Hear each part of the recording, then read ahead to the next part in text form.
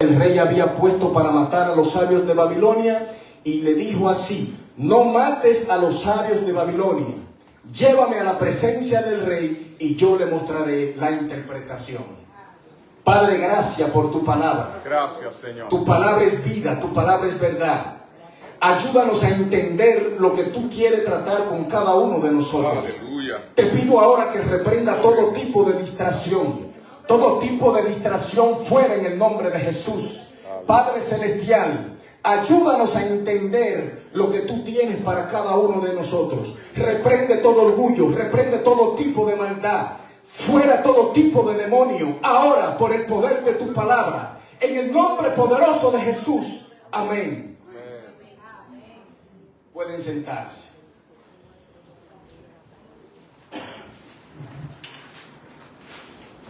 Bendito Dios. Preste atención, por favor. El tema que vamos a tratar con la ayuda de Dios es la oración, el medio que Dios usa para ayudarnos. Quiero honrar y quiero bendecir. Les doy las gracias a Dios por la oportunidad, a los pastores, a los líderes, a ustedes. Y le doy gracias también al pastor José Pimentel, un amigo.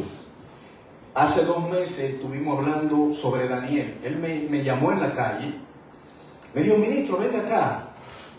Quiero hablarle algo de parte de Dios. Y él me habló de Daniel. Pero cuando él me estaba hablando de Daniel, el Espíritu de Dios me trajo el tema.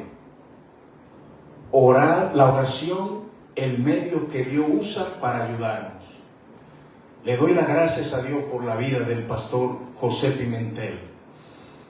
Es un hombre que está sumergido en la palabra y me llamó en la calle y hablamos sobre eso. Pero ahí el Señor me fue inquietando y comencé a escribir. Mi esposa nada más me veía que yo estaba escribiendo y ahí el Señor me trajo el tema: la oración, el medio que Dios usa para ayudarnos. Es la única manera de Dios ayudarnos. Cuando nos mantenemos orando constantemente, Dios se mantiene constantemente pendiente a usted. No es un trueque, es algo bíblico. Pero antes de entrar al tema, hay definiciones de los diccionarios bíblicos. Por ejemplo, el diccionario bíblico ilustrado define la oración como reverente del creyente con Dios, que incluye adoración, confesión, acción de gracia y súplica. Este diccionario enfatiza que la oración es una relación personal con Dios, es una actitud de reverencia y es una dependencia de Dios. El Nuevo Diccionario Bíblico Certeza define la oración como el acto por el cual el ser humano responde a Dios, invocándolo, alabándolo y presentando sus peticiones conforme a su voluntad. Entonces este diccionario dice que la oración es el carácter, es una respuesta del carácter de Dios a nuestra vida. No es solo pedir, sino relacionarse. Entonces debe alinearse a la voluntad de Dios cuando estamos orando. El diccionario bíblico Holman dice que la oración es la comunión o la comunicación con Dios basada en la fe, por medio de la cual el creyente participa en los propósitos de Él. La oración, según el comentario bíblico Matthew Henry, es un acercamiento humilde del alma a Dios, reconociendo su grandeza y nuestra necesidad. Este comentario enfatiza y dice que debemos tener humildad, dependencia y rendición a nuestro Dios. El comentario bíblico Bacon dice que la oración es el canal por el cual el creyente mantiene comunión continua con Dios y recibe dirección. Es una dirección divina y es una relación constante.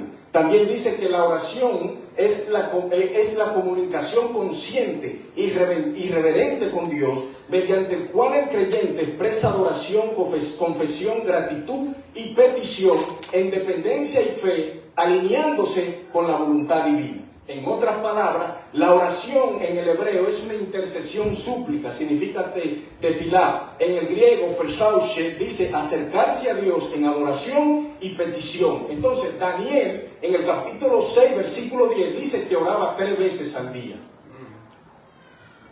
Era un estilo de vida, valga la redundancia, la vida de Daniel.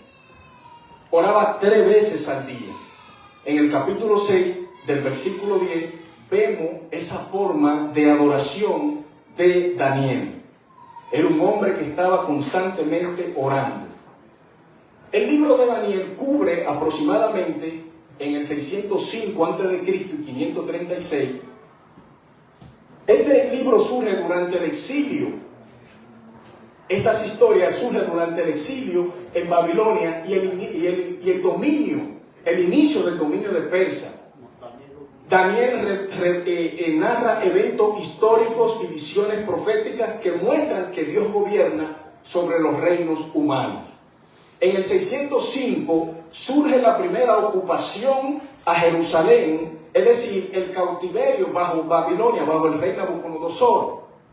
La Biblia dice que Nabucodonosor cautivó a Jerusalén, dice una palabra, la sitió. Nadie entraba, nadie salía, estaba cautivada por Nabucodonosor. Entonces en el 605 se lleva el primer grupo a Babilonia. Dentro de ese primer grupo se llevó a Daniel y a sus amigos y todo lo mejor que tenía Jerusalén, que tenía Israel en ese tiempo.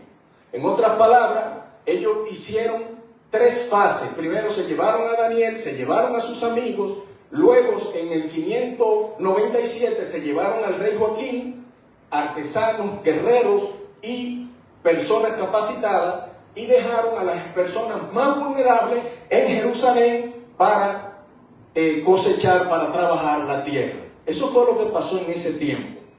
En el 586, entonces Jerusalén fue destruida y el templo fue quemado. En el tiempo de Nabucodonosor.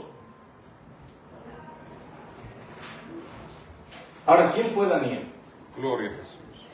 Daniel fue un hombre, un joven judío de familia pudiente en ese tiempo. Daniel significa Dios es mi juez. Daniel fue un estadista, Daniel fue un consejero de reyes, fue un intérprete de sueños, Daniel fue un profeta, pero lo más impactante que tenía Daniel era que era un hombre de oración. Era un hombre de oración. O sea, usted puede ser lo que usted quiere en la tierra. Usted puede ser un buen ingeniero, un buen astronauta, un buen abogado, un buen pelotero.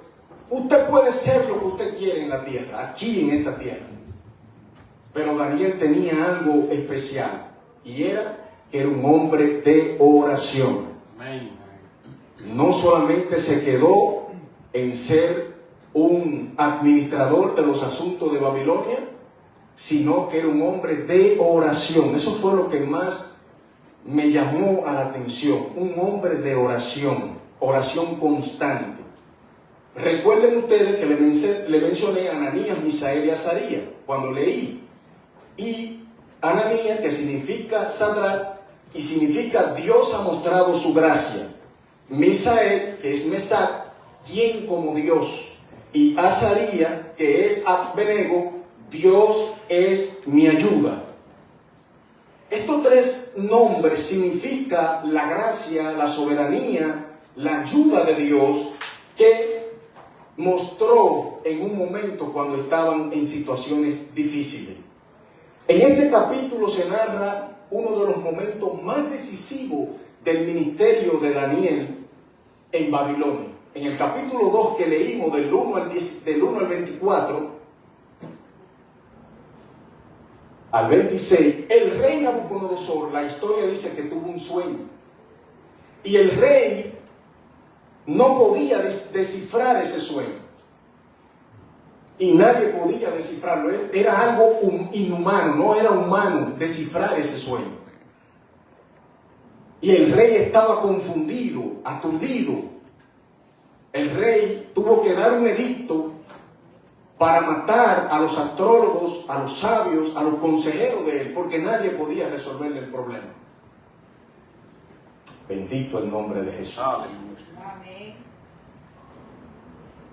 El rey se enojó, se enfureció, porque nadie podía resolverle el problema. Pero en el versículo 14,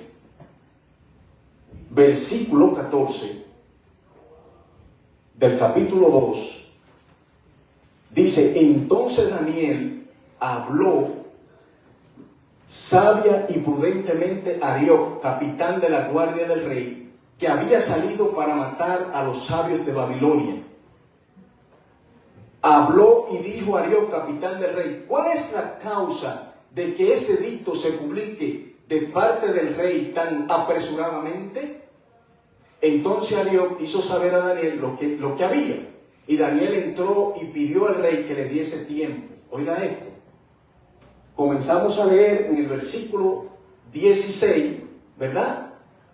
Versículo 17.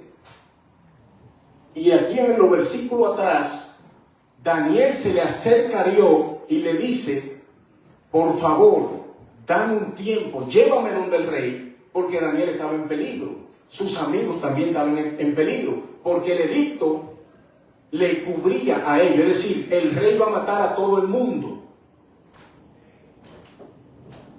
Bendito Dios. Amén. Y Arioc le permitió de que Daniel fuera donde el rey. Y le dijo al rey: deme tiempo, denme unos días o denme un chance, y yo le voy a resolver el inconveniente que usted tiene. Humanamente hay cosas que no se pueden resolver. Pero cuando usted está sumergido en Dios, cuando usted está bajo la voluntad, bajo el poder de Dios, las cosas imposibles humanamente no se resuelven, pero en Dios se resuelven. Amén. La Biblia establece que esto era algo que humanamente no se podía resolver. ¿Y Daniel qué hizo? Luego se fue Daniel a su casa e hizo saber lo que había Ananías, Misael y Azarías, sus compañeros. ¿Para qué? Para que pidiesen misericordia de Dios del cielo sobre este misterio. Misericordia en este tiempo es lo que debemos pedirle a Dios. Amén. Mucha gente está asustada, está sin rumbo, no saben qué hacer, porque hay situaciones difíciles que le está afectando personalmente. Mucha gente está ahora mismo, la esperanza se le han ido de la mano, porque entendían una cosa y le salió otra. Pero la Biblia dice que Daniel fue a su casa y consultó, se puso de acuerdo con los 3 amigos, y Daniel le pidió a los amigos: pidan por misericordia. Dios a veces quiere ayudarnos y quiere mostrar su gloria, su poder sobre a nosotros, pero hay un problemita, hay un inconveniente, y es que a veces la falta de madurez, en Dios de nosotros no nos permite entender en lo espiritual lo que Dios quiere hacer, lo que Dios quiere resolverte. Obviamente, no es que Dios no tenga la capacidad de resolverte el problema, ore o no ore, no es eso. Pero me llama la atención que todos los hombres que Dios usó, todos tenían una misma intención hacia Dios, y era buscar su rostro, buscar la presencia, sumergido en la presencia, porque es la única manera en la cual Dios nos puede ayudar. Amén. Cuando Cristo se despoja de su gloria, que se hace hombre, Él mismo tuvo que orar, mantenerse orando. La Biblia dice que Cristo se levantaba de madrugada a orar, buscando el rostro de Dios. Dice la Biblia, se levantaba de muy mañana, orando, para Él poder sostener el ministerio. Oraba antes de sanar a los enfermos. Oraba antes de ir a cualquier lugar. Cristo se pasó su ministerio bajo la oración. O sea que no es fácil usted estar en el Evangelio o usted estar sostenido sin la oración. Por eso aquí hay un eslogan que dice amar la oración. Pero yo digo amar a Dios para que podamos orar con Él. Debemos orar, debemos amar a Dios, pero debemos, ¿verdad? Amar la oración, pero debemos amar a ese Dios que es el que nos escucha para entonces comunicarnos con Él. Amén. Porque la oración es una comunicación con Dios constante. Entonces, en estos versículos que vimos que el rey Nabucodonosor, Daniel habló con el rey, y después que los jóvenes pidieron por misericordia, la Biblia dice que esa misma noche Dios le reveló el sueño a Daniel. Y no le voy a hablar mucho de detalles del sueño, pero Daniel interpretó, es decir, le explicó el significado del sueño, lo cual, vuelvo y le digo, no le voy a repetir, no le voy a dar detalle de eso, sino que él fue al rey Nabucodonosor y le dijo: mira, tú te hiciste un sueño, esta imagen fue de que lo que tú te soñaste fue que había una cabeza de oro fino, los pechos y sus brazos de plata, su vientre y su muslo de bronce, pierna de hierro, y sus pies eran de hierro y barro cocido. Y cuando Daniel le explica esto y le da toda la descripción, entonces Daniel aprovecha y le dice: pero, porque ya en ese momento Nabucodonosor lo honró y lo puso como gobernador de Babilonia, lo puso como el administrador de los sabios y de los astrólogos. Es decir, este muchacho, después que interpreta el sueño, entonces el rey lo exaltó, lo honró, lo bendijo. Y Daniel aprovechó y recomendó a sus 3 amigos, Mesac, Sadrach y Abednego. Y la Biblia dice que Nabucodonosor lo puso como administradores de Babilonia. Oiga la bendición de Dios. Oiga la bendición después que estos muchachos oraron. Entonces Dios lo honra, lo exalta y lo bendice. Amén. Y le da cosas que ellos no andaban buscando. Estos muchachos y Daniel recibieron regalos de parte de Nabucodonosor. Pero ¿qué pasó después? ¿Qué pasó? Le vino una prueba. Cuando tú te mantienes orando consistentemente en Dios, tú no estás librado de las pruebas. Una cosa es la tentación, otra cosa son las pruebas. Dios permite ambas. Cuando tú te mantienes bajo oración, a ti te va a llegar pruebas. Te va a llegar situaciones difíciles. Te va a llegar situaciones que tú dices: Dios mío, pero tú me bendices, entro en una prueba, me sigue bendiciendo, entro en otra prueba. Esa es la lucha del cristiano. Pero en ninguna de esas pruebas Dios te va a dejar hundido. En ninguna de esas pruebas Dios te va a dejar en vergüenza. En ninguna de esas pruebas Él no es cualquier Dios. La Biblia dice que no hay Dios por encima de Él. Y la Biblia dice que no va a haber un Dios después de Él. En otras palabras, cuando tú te mantienes sumergido en la presencia de Dios, escucha bien, Dios es sumamente responsable para guardarte y cuidarte y para decirte: yo estoy contigo, ten cuidado, yo te ayudo. Le llegó la prueba a los muchachos. En el capítulo 3, le llegó la prueba a los muchachos. En el capítulo 3, es interesante lo que pasa aquí. Dice que le vino la prueba porque estaban bajo la presencia de Dios, eran jóvenes íntegros, en oración constante. Nabucodonosor mandó a construir la estatua, la que Daniel le había dicho. Ya él inmediatamente actuó y hizo la estatua. ¿Para qué? Para que todas las personas, sea de Babilonia, lo que él había cautivado, la gente de Jerusalén y gente que estaba extranjera ahí, se postraran delante de la estatua. Se postraran delante de la estatua. Y dice la palabra que él, enojado, mandó a buscar a Sadrach, Mesac y Abednego porque lo habían denunciado.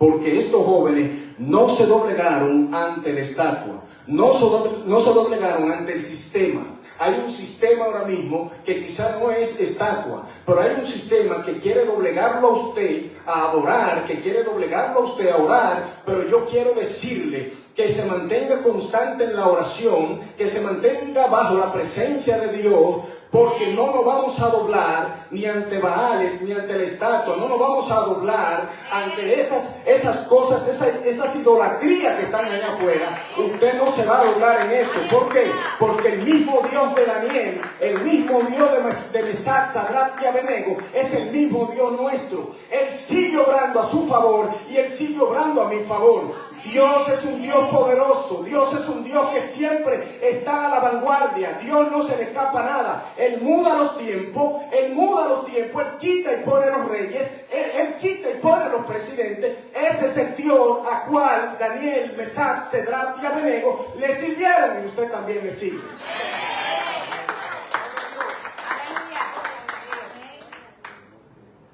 Lo acusaron y lo llevaron ante el rey. Pero lo más interesante es que el rey le dio una oportunidad para que ellos desistieran de su creencia. Y ellos le respondieron, en el versículo 16 al 30, ellos le respondieron, Sadrach y Mesac y Abednego respondieron al rey Nabucodonosor, diciendo: no es necesario que te respondamos sobre este asunto, rey. Aleluya. Gloria a Dios. Diciendo: no es necesario que te respondamos sobre este asunto. Es aquí nuestro Dios, a quien servimos, puede librarnos del horno de fuego ardiendo. Y de tu mano, rey, nos librará. Y si no, y si Él no lo hace, sepa, señor rey, le están diciendo a los jóvenes el rey, sepa, oh rey, que no serviremos a tus dioses. Aleluya. Ni tampoco adoraremos la estatua que has levantado. Para usted dar una respuesta así, usted tiene que estar bajo la unción de Dios. Usted tiene que estar bajo la presencia de Dios, porque es una respuesta de valentía. Es una respuesta de una gente valiente que sabe lo que está diciendo y sabe quién es Dios. Ellos estaban dispuestos a morir por no doblarse a la idolatría. Hay cosas en este tiempo que está dominando a la gente. Y pienso que lo que más está dominando a la gente son las redes sociales. Es peligroso las redes sociales, mis hermanos. Es muy peligroso. ¿Cuántas horas están pasando jóvenes en la pantalla? ¿Y qué están viendo? ¿Qué está viendo? Jóvenes, niños, ancianos, caballeros, todo el mundo está hipnotizado con las pantallas. Pienso que eso son idolatrías del siglo XXI. Hay gente que dura hasta 8 horas pasando el teléfono. Yo no lo he visto, pero me imagino. Y el tiempo se le pasa y se levanta al otro día sin ánimo, sin desánimo, y comienza a agarrar el teléfono, se tira en un mueble y pasa el día entero pasando esa pantalla. TikTok, Facebook, todas esas herramientas están ahí para usarse, sí. Pero pienso que hay idolatría que no solamente son estatuas. El Espíritu Santo me está ministrando sobre esto. ¿Qué tú estás viendo en la tablet, en la pantalla? Ahora mismo el pecado está barato, gratis. Y el pecado usted no tiene que irlo a buscar, le llega a su celular. ¿Qué estamos viendo?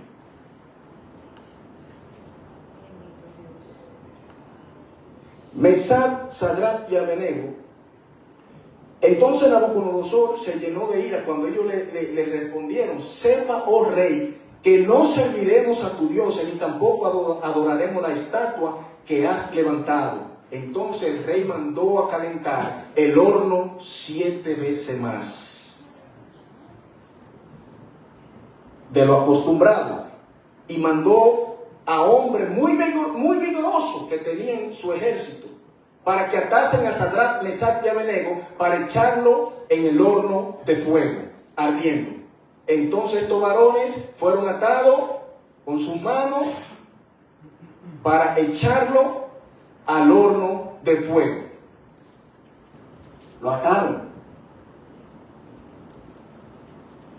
A veces hay limitaciones humanas que no nos permiten entender lo que Dios puede hacer por nosotros. Dios te dice una cosa, pero estamos dudando. Dios te dijo, tú estás sano, pero estamos dudando. Dios te dijo a través de su palabra lo que Él va a hacer en ti, pero a veces la complejidad humana nos pone en una situación de duda. Hermano, no dude. A estos 3 jóvenes lo echaron al horno de fuego. No era una estufa, era el horno de fuego. La Biblia dice que los que lo echaron murieron. El resplandor lo mató. Bendito el nombre de Jesús. Y cuando estos 3 jóvenes lo echaron con las cuerdas, la palabra dice que ni la ropa, ni sus cabellos olieron a humo, ni siquiera a humo. Pero el rey se espantó y dijo, pero no fueron 3 que echamos. ¿Y quién es que está con ellos? Dice la Biblia que apareció otro. Puede ser el ángel de Jehová. Puede ser una figura de Cristo. Pero alguien apareció en el horno de fuego y Nabucodonosor tuvo que espantarse e ir. Mesach, Sadrach y Abednego, ¿están ahí? Sí, señor rey, estamos aquí. Y después de esa experiencia, entonces el rey dio otro edicto. Solamente se va a adorar al Dios de Sadrach, Mesach y Abednego. No va a haber más dioses aquí en Babilonia.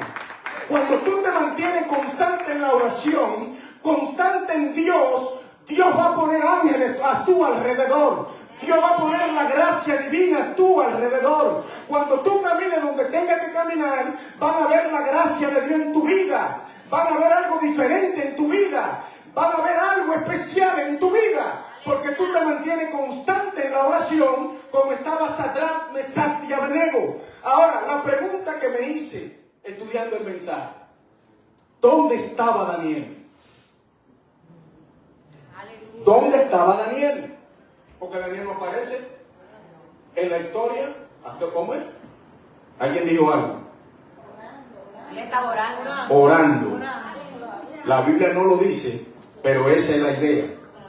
Para mí Daniel estaba orando. ¿Dónde? En el palacio, en su casa, no sé. Pero estaba orando. Porque en el versículo 10 del capítulo 6 le dije a ustedes que Daniel oraba 3 veces al día. Amén. Daniel estaba orando. Daniel estaba orando. Todos nosotros, si nos mantenemos en oración constante y buscamos el rostro de Dios, vamos a tener aflicciones. Sí, vamos a tener la prueba, pero de toda esa nos va a librar Dios. De toda ella nos va a librar Dios. Nosotros nos vamos a mantener peleando constante en la oración. En un momento Jesús dijo: ustedes van a tener aflicciones, pero no tengan miedo. Yo he vencido al mundo. Amén. Jesús venció al mundo. Y si Dios no ha traído su palabra y no ha mostrado estos ejemplos, estas historias verídicas, que son verdad, que no son cuentos,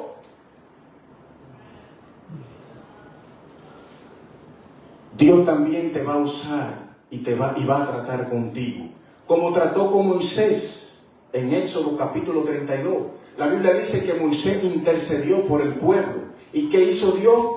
Dios detuvo un juicio en ese momento porque iba a destruir al pueblo. Pero hay alguien que estaba orando. Dígale al que está a su lado: hay que mantenerse constante en la oración. Hay que mantenerse orando. Hay que mantenerse orando. En el primer libro de Samuel dice la Biblia también que este hombre, Samuel, clamó por Israel contra los filisteos. Y la Biblia dice que Dios envió truenos. Oiga esto: Dios envió truenos y derrotó a los filisteos. En David también, en 2 de Samuel capítulo 24, dice que oró después de un juicio y Dios detiene la plaga cuando él censó al pueblo.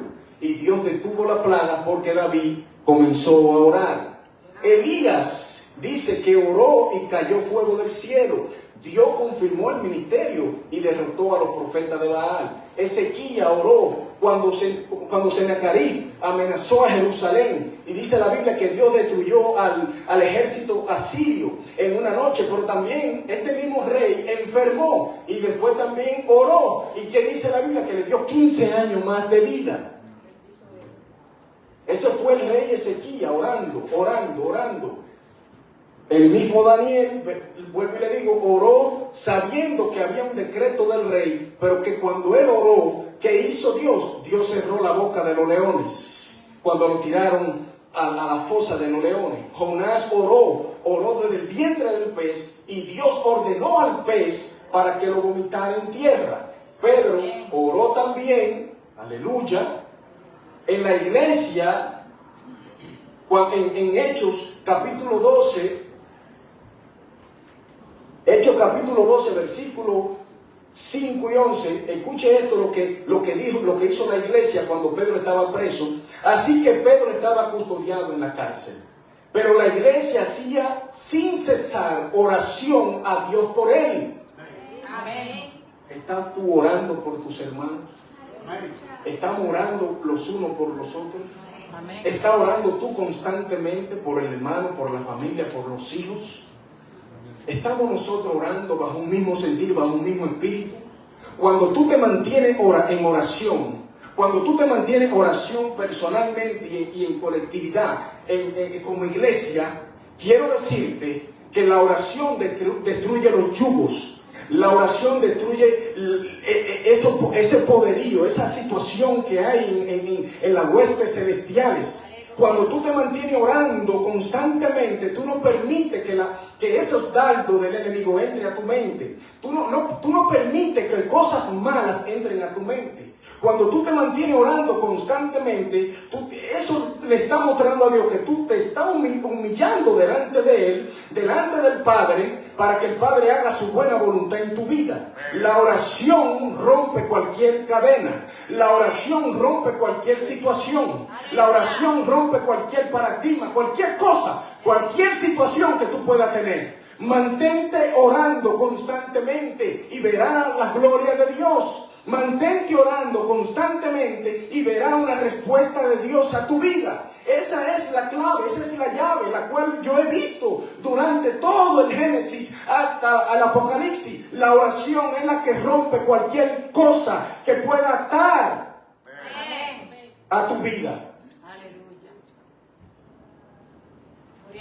La Biblia dice que cuando esta gente oraron, la iglesia, dice, así que Pedro estaba custodiado en la cárcel, pero la iglesia hacía sin cesar oración a Dios por él.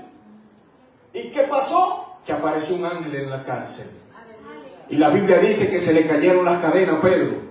Pero Pedro no sabía si estaba soñando o si era real. Y el ángel comenzó a caminar. Y Pedro detrás, envuélvete. Y dice la Biblia que lo sacó hasta la calle. Aleluya.